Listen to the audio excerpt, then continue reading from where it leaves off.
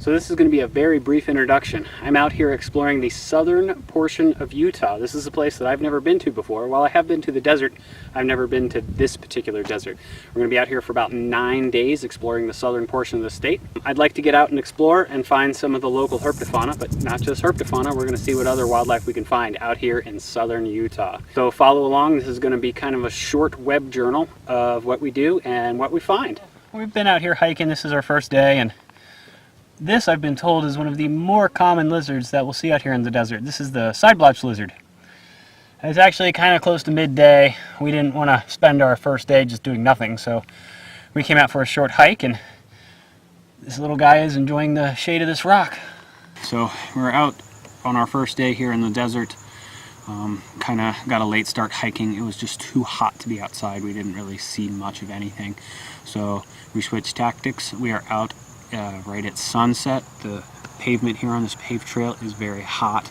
We've already seen a couple lizards on it, so we're hoping as it gets a little darker we might see some more lizards or some snakes out on this. We might even see a tarantula or a scorpion.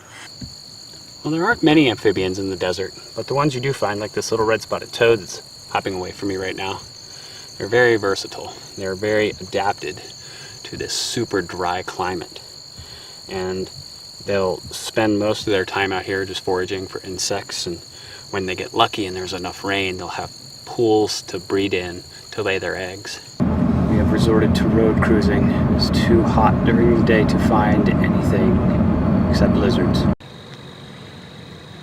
Ah, it's quick. All right. Oh, come here. So this is a little baby gopher snake. This is a really exciting find. Probably one of this year's babies. This is actually our second snake of the trip. The first snake I saw earlier got right through my fingers. It was a whip snake. But there are definitely snakes moving around out here. So, really cool, really exciting to see one of these little guys. This is not a herp. This is a scorpion. Found him. We are out road cruising here in Utah. There he goes. We're just going to watch him go off the road. So long, little scorpion. I saw one of these the other day. Ooh, he's a biter. This is a whip snake. I saw one of these while climbing up a mountain, but he got away from me, but I got my hands on this one. So check him out. He's really cool. They're fast. They like to glide through the desert and prey on small mammals and lizards. So check him. Really cool. Awesome.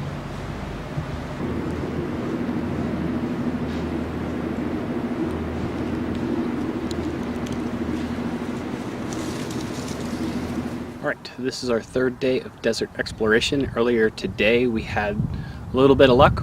Finally got my hands on a whip snake after seeing one the day before and having him literally slide through my fingers. So I'm feeling good about tonight. Temperature is cooling. There's a front coming in. I hope we see a lot of really cool herps this evening. So just the other night we actually found a baby one of these. This is another gopher snake. We've actually had pretty decent luck today. Again this morning found a whip snake. And tonight, we were actually taking a short break walking through the scrub just along a roadside here and found this guy just crawling along.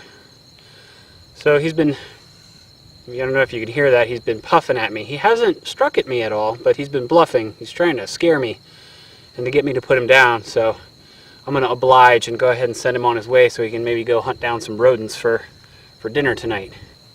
What a beautiful little snake.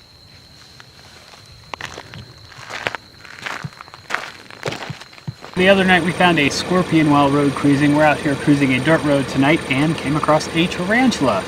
This is a really exciting find for me. I have never found a tarantula in North America before, so this is really cool. I'm going to make sure we get him out of the road.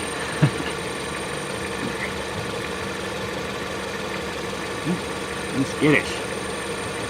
Not a very big one. There he is. Let's put him over here. Okay, stay out of the road, little guy.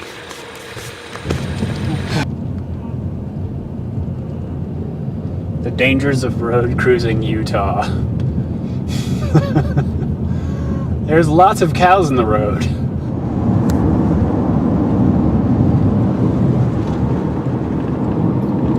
Alright, this is the vast expanse of southern Utah. Many, many miles, nothing but open grassland and cows. Lots of open range out here. We are trying a little bit of midday road cruising after finding a dead rattlesnake in the road yesterday midday that seemed pretty freshly hit. So we're hoping maybe we can find something alive out here midday, since the temperatures are pretty cold at night. We're talking down into the 30s now. So we remain hopeful. So luck was on our side today. It is a windy day. And we came back to the same stretch of road where we found a dead rattlesnake yesterday. Upon arrival, we found another dead rattlesnake. So we decided to park it and kind of explore the immediate area. As I was exploring, Desiree happened to actually see this one in the road, so thanks to my wife, because I was over there somewhere, this thing was crossing the road, and for all we know, a car could have come by and this rattlesnake could have met his end. But this is a Great Basin rattlesnake, native to southern Utah. It's a really, really beautiful little animal, and I'm really glad we got our chance to see one today. Road cruising during the day is really starting to pay off. We're looking at about 3 p.m. and we got a garter. I think, could it be blackneck garter? It's got a black neck. I don't know, let's find out. I'm pretty sure it's a wandering garter. Not 100%, but that looks like the closest in pattern. So, the problem with garter snakes is they can be highly variable throughout their range. I did some research before coming out here to try and get an idea of what would be here, but there's a couple different species of garter snakes out here in southern Utah. But we are having really good luck road cruising during the day. This is amazing. This marks day 4 of our desert adventure.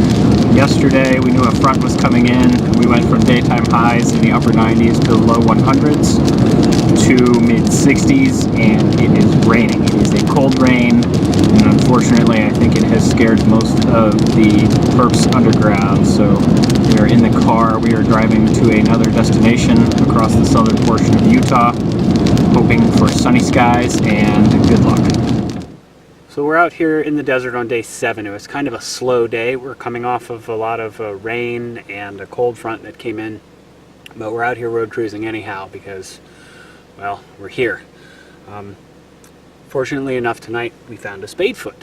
Now, these guys are really cool. They spend most of their time buried in the soft desert soil, and I have a feeling this particular spadefoot came out because of all the rain that just came through. An interesting feature about the spadefoot toad is on their back foot, where they get their name, they have this little hard appendage, or their spade, which they use for burrowing, and they kind of shimmy and burrow backwards to bury themselves in the dirt.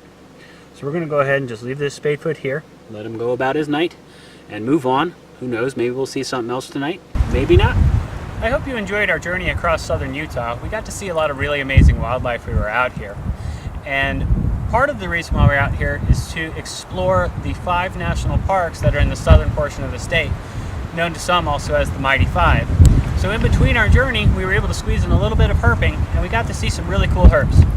So be sure to stay tuned. Check us out on the web at www.camochairproductions.com or on YouTube at Sharing the Outdoors. And I hope to see you out there. In the meantime, get outside and enjoy the nation's great outdoors.